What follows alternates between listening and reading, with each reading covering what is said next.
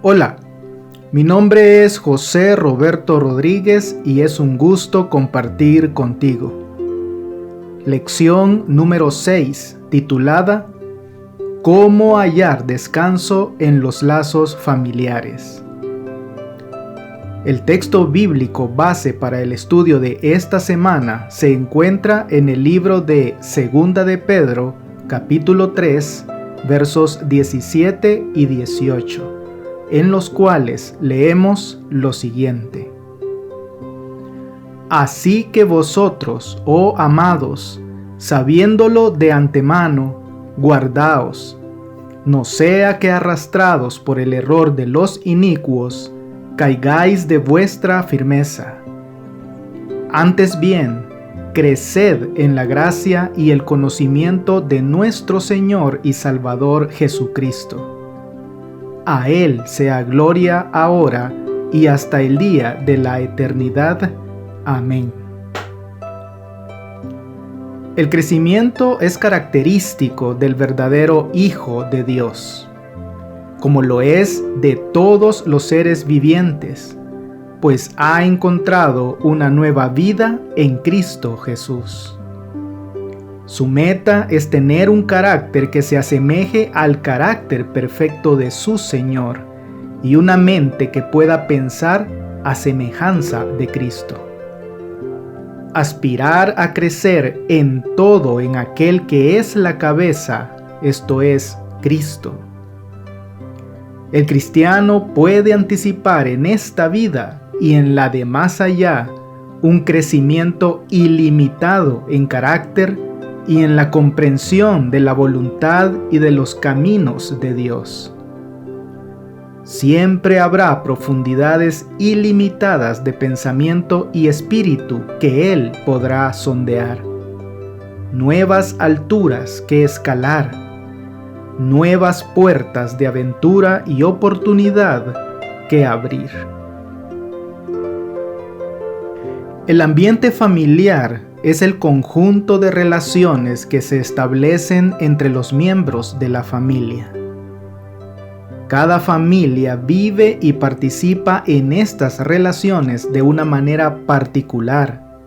De ahí que cada una desarrolle unas peculiaridades propias que les diferencian de otras familias.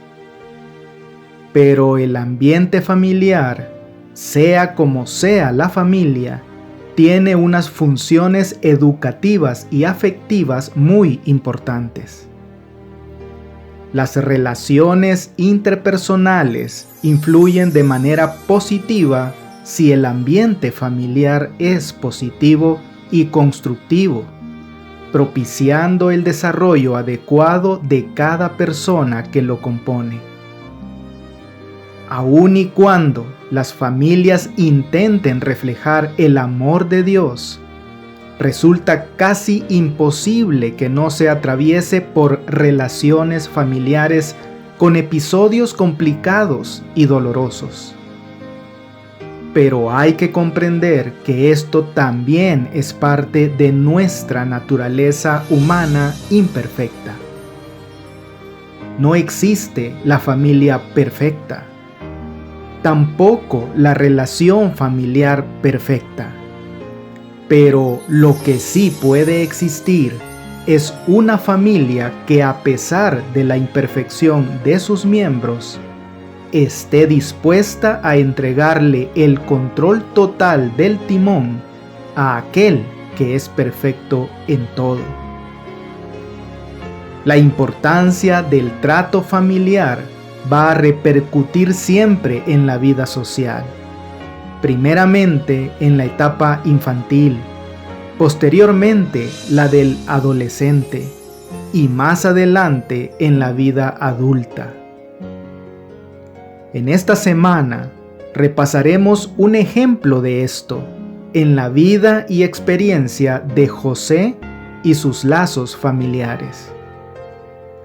Y porque una relación familiar conflictiva puede acarrear un desgaste emocional importante, necesitamos de un Dios en acción, trayendo la sanidad y descanso que cada familia puede disfrutar. La atmósfera familiar en la que crecemos definitivamente termina teniendo un impacto emocional y relacional en cada uno de los miembros de la familia. ¿En qué tipo de atmósfera creció José?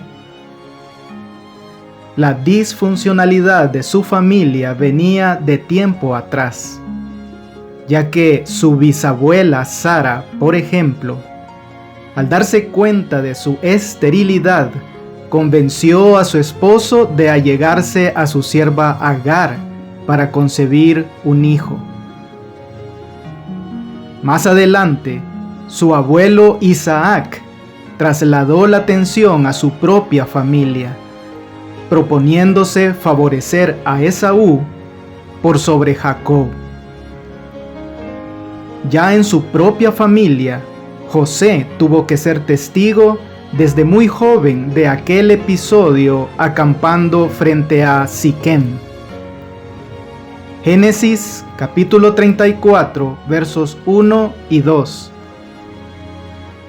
Salió Dina, la hija de Lea, la cual ésta había dado a luz a Jacob, a ver a las hijas del país.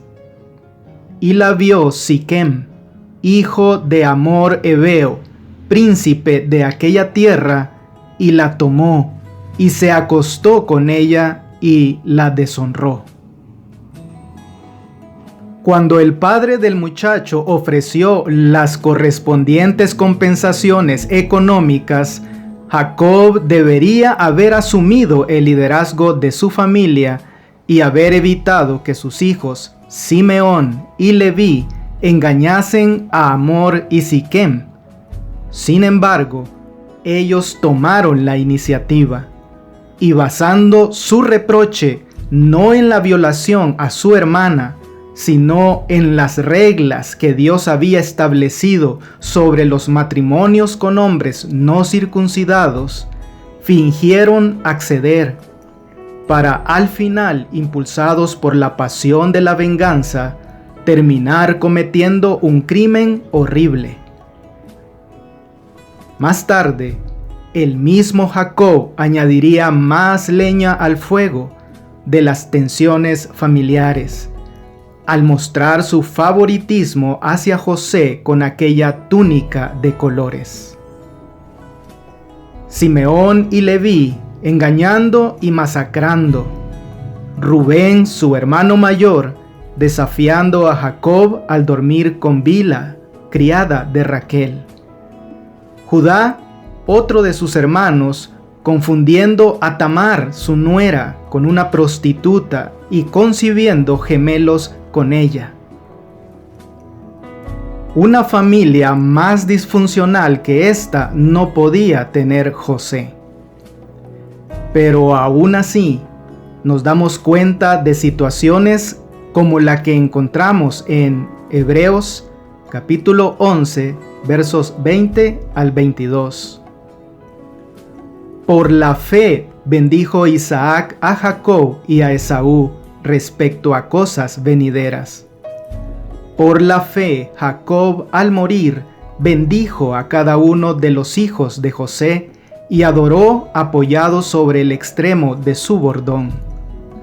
Por la fe José al morir mencionó la salida de los hijos de Israel y dio mandamiento acerca de sus huesos. Nombres que figuraron como héroes de la fe, a pesar de sus desordenadas relaciones familiares. Amigo, amiga, nuestras luchas con nuestros propios problemas familiares no son más que oportunidades para aprender acerca de la fe, el amor y la confianza en Dios. No importa qué disfunción familiar hayas heredado, tal como José lo hizo posteriormente, debemos entregarnos al Señor y sus caminos. La vida de José, el hijo de Jacob, está llena de enseñanzas para nosotros y nunca pierden su vigencia. La serie de experiencias que José vivió fueron muy difíciles. La traición de sus hermanos y el plan para matarlo, la posterior esclavitud bajo Potifar y el tiempo en la cárcel. Pero vemos también que Dios siempre lo protegió y lo bendijo de manera sobrenatural. Toda esa diversidad de circunstancias lo llevaron al cumplimiento del plan divino para su vida, porque al final Dios siempre hará que sus planes prevalezcan. José pasó de la relativa y aparente comodidad familiar a la cisterna. Y digo aparente porque ya veíamos en la lección del día domingo lo disfuncional dentro de la familia de José. Según el versículo 2 del capítulo 37 de Génesis, José tenía 17 años. Era el consentido por su padre Jacob, por eso le había regalado la túnica de colores. ¡Qué tiempo tan difícil e inexplicable para José! Porque sus hermanos querían matarlo, decidiendo finalmente lanzarlo a una cisterna. Estaba empezando José un camino que solo entendería al final. Camino en el que encontraría decepciones, dolor, injusticia, esclavitud. Pero todo esto formaba parte de las circunstancias organizadas desde el cielo para llevar a José al lugar que Dios había destinado para él. Dios obra de maneras diversas y muchas veces incomprensibles para nosotros.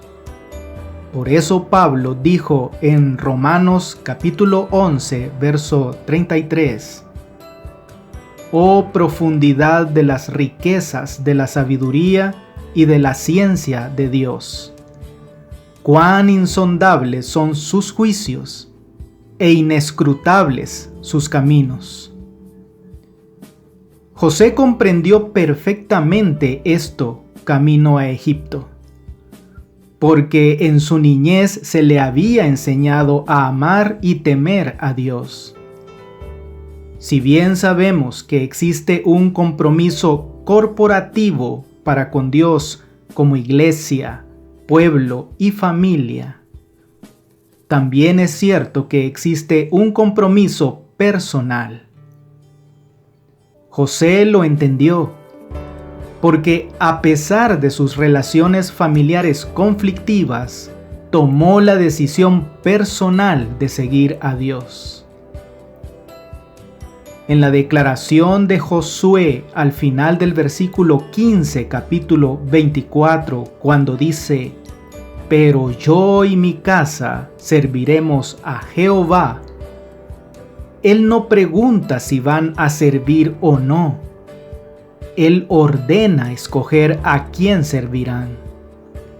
Porque no se nos da la opción de no servir a nadie. Pero yo y mi casa es una frase que indica que Josué estaba determinado en este curso, no importando lo que pensara cualquier persona.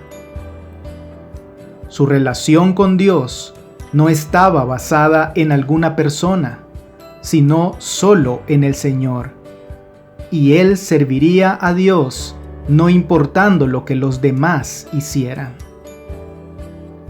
José, con un camino incierto hacia Egipto, basó su relación con el Señor no en las disfuncionalidades de su familia, sino única y exclusivamente en el Dios de quien se le había enseñado. Escogió un nuevo rumbo para hallar descanso. En nuestro crecimiento y diario vivir como seres humanos, existe algo para lo cual nuestras familias y relaciones cercanas se vuelven fundamentales para que logre desarrollarse. Hablamos en este caso de la autoestima. La autoestima es la valoración, percepción o juicio positivo o negativo que una persona hace de sí misma en función de la evaluación de sus pensamientos, sentimientos y experiencias. La forma en que una persona se valora está influenciada en muchas ocasiones por el contexto o ambiente en el que se encuentra el individuo. Por ello, puede cambiar a lo largo del tiempo. En este sentido, la autoestima puede aumentar o disminuir a partir de situaciones emocionales, sociales, laborales y también familiares. ¿Qué tan rápido habrá visto José que su vida daba un giro total en cuanto a la forma en que los demás le valoraban? ¿Recuerdas qué tan favorito era él para su padre? Génesis capítulo 37, verso 3. Y amaba Israel a José más que a todos sus hijos, porque lo había tenido en su vejez, y le hizo una túnica de diversos colores. No podríamos saber a ciencia cierta si esta situación con su padre habrá llevado a José a tener un concepto más alto del que debió tener de sí mismo, pero definitivamente debió de haber incrementado su autoestima. Pero ahora, del favoritismo de Jacob en su familia, pasa a ser alguien que se podía comprar o vender a voluntad. Génesis capítulo 39, verso 1. Llevado pues José a Egipto, Potifar, oficial de Faraón, capitán de la guardia, varón egipcio, lo compró de los ismaelitas que lo habían llevado allá. José aprendió la lección que también tú y yo estamos llamados a aprender. Si dependemos de los demás para que nos digan cuánto valemos, nos daremos cuenta, como dicen por allí, que no somos moneditas de oro. Y no todos apreciarán quiénes somos ni cómo somos. José lo experimentó con sus propios hermanos. Dios no quiere que otros nos exalten, ni tampoco que lo hagamos nosotros mismos. Dios quiere que aprendamos a vernos como Él nos ve. Malaquías capítulo 3, verso 17. Y serán para mí especial tesoro, ha dicho Jehová de los ejércitos, en el día en que yo actúe. Así es. Dios quiere que nos estimemos como su especial tesoro entre todos nosotros. Pero al mismo tiempo desea que tengamos cuidado de no pretender impresionar a los demás con nuestras acciones para ser alabados o ser reconocidos. Dios dice que si pretendemos esto de nuestras acciones, entonces nuestro premio va a estar acá en la tierra. Pero si nos humillamos y actuamos simplemente por amor a Dios y a nuestros prójimos, es ahí cuando Dios nos exalta y nos bendice. Que cada vez que contemplemos la cruz del Calvario, veamos lo que José pudo ver en medio de su angustiada y cambiante situación. Nuestro gran valor para Dios. Solamente así practicaremos la verdadera autoestima. Nuestra vida en este mundo presenta por lo general giros inesperados. y en el caso de José, los giros se dieron uno tras otro. Del favoritismo de su padre a esclavo de Potifar. Pero ahora, en un nuevo giro, José comienza a ver las bendiciones de Dios en su vida. Génesis capítulo 39, versos 2 y 3. Mas Jehová estaba con José, y fue varón próspero, y estaba en la casa de su amo el egipcio. Y vio su amo que Jehová estaba con él, y que todo lo que él hacía, Jehová lo hacía prosperar en su mano. La prueba de José fue probablemente peor que cualquiera de la que nosotros hayamos pasado. Sin embargo, Dios no lo abandonó ni siquiera un poco. Si Dios permitió que José fuera un esclavo, entonces Él también permitiría que se convirtiera en un hombre próspero, aún como un esclavo. ¿Sabes, amigo? Amiga, a menudo nos quejamos de que Dios nos haya puesto en un lugar terrible o difícil. Sin embargo, la voluntad de Dios es que confiemos en Él para bendecirnos y hacernos exitosos donde quiera que estemos. Por su confianza en Dios y su trabajo diligente, José mostró a Potifar que Dios era un Dios real. Nuestros jefes deben ver la diferencia que Jesús hace en nuestras vidas por la forma en que trabajamos y la manera en que desarrollamos nuestras relaciones interpersonales.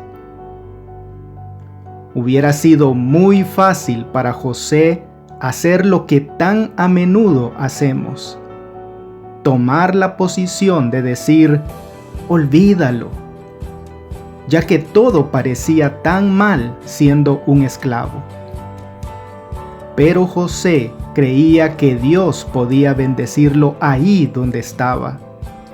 Y en efecto, así fue. Génesis capítulo 39, verso 5. Y aconteció que desde cuando le dio el encargo de su casa y de todo lo que tenía, Jehová bendijo la casa del egipcio a causa de José. Y la bendición de Jehová estaba sobre todo lo que tenía, así en casa como en el campo. ¿Te das cuenta? La bendición de Dios puede ser traída incluso a nuestro lugar de trabajo debido a nuestra santidad y fidelidad. Qué maravilloso ejemplo el de José. Pero, nuevamente, un giro inesperado. Génesis capítulo 39, verso 7. Aconteció después de esto que la mujer de su amo puso sus ojos en José y dijo, duerme conmigo.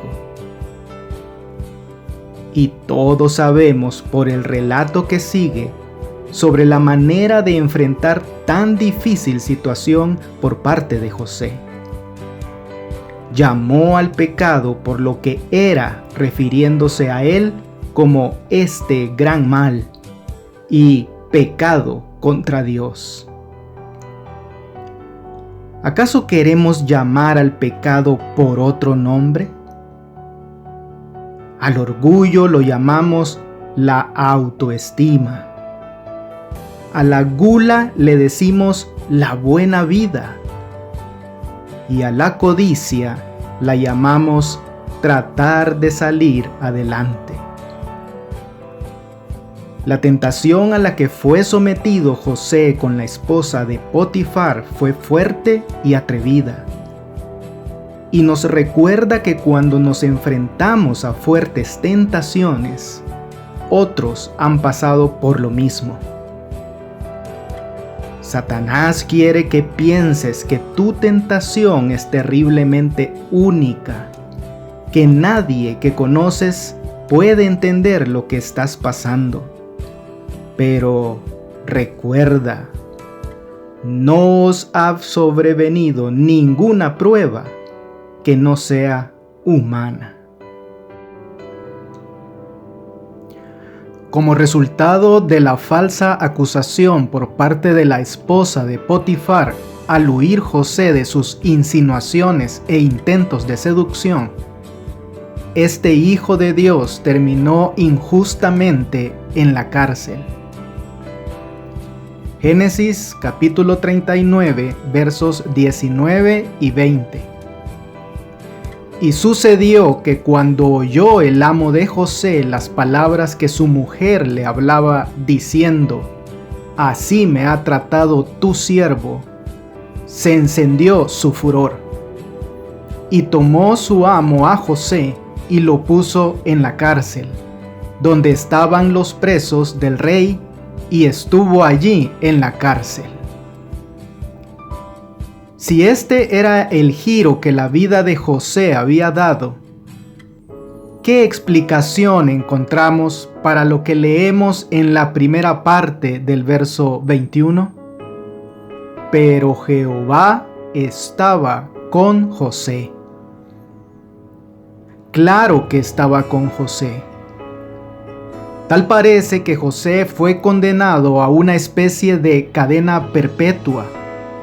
Pero debemos tomar en cuenta que el castigo normal para el delito de tentativa de violación por un esclavo a la esposa de un alto funcionario probablemente sería la muerte.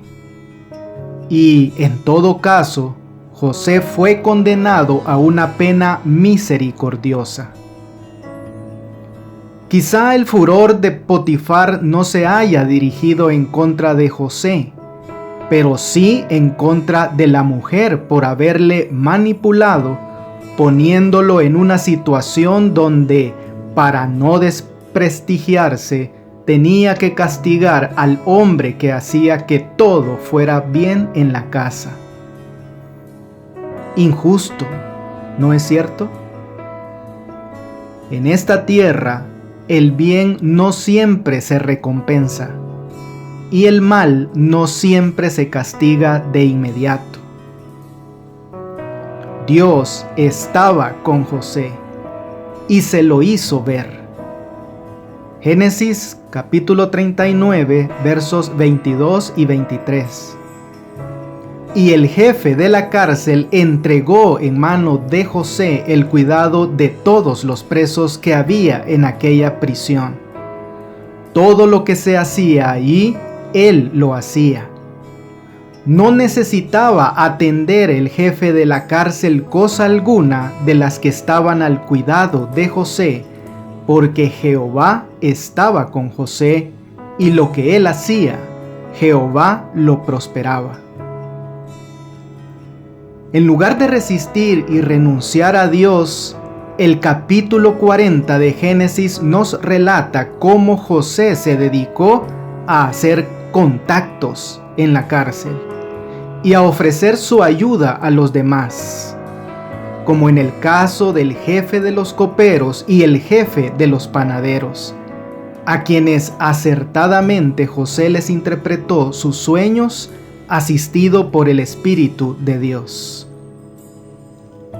En medio del gran conflicto entre Dios y Satanás, no existen en nuestro mundo las relaciones perfectas. Pero toda relación debe contar con una dinámica de crecimiento. Existen principios fundamentales establecidos en la palabra de Dios para nuestras relaciones. Y hasta ellas se extiende también la promesa que encontramos en Santiago, capítulo 1, verso 5. Y si alguno de vosotros tiene falta de sabiduría, pídala a Dios, el cual da a todos abundantemente y sin reproche, y le será dada. Cuando nuestras relaciones en esta tierra resulten complejas, recordemos el consejo de Pablo en Efesios capítulo 6, verso 13.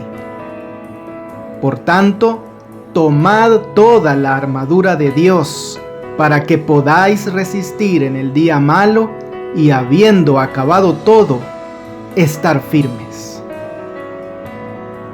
Tal como estaba con José, Dios promete estar contigo y conmigo, y regalarnos el descanso que tanto necesitamos también en nuestras relaciones. Muy bien, sinteticemos algunas ideas que nos ha dejado esta preciosa lección. Número 1. ¿El Señor estaba con José? Cualquiera habría dicho que Dios había abandonado a José, rechazado por sus hermanos, vendido como esclavo en una tierra lejana, y se dice que Dios estaba con él. Luego, aun cuando José se esfuerza a obedecer a Dios, le echan en la cárcel por un crimen del cual era completamente inocente.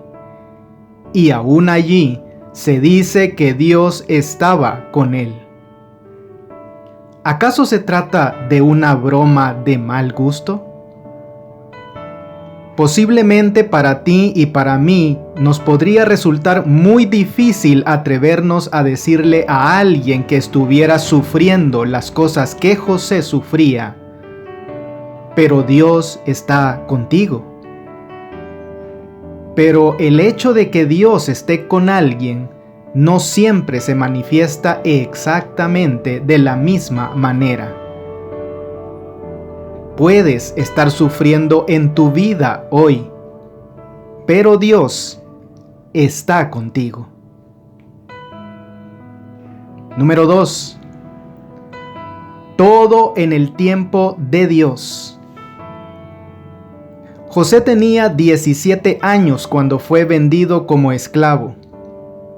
Tenía 30 años cuando el faraón lo promovió.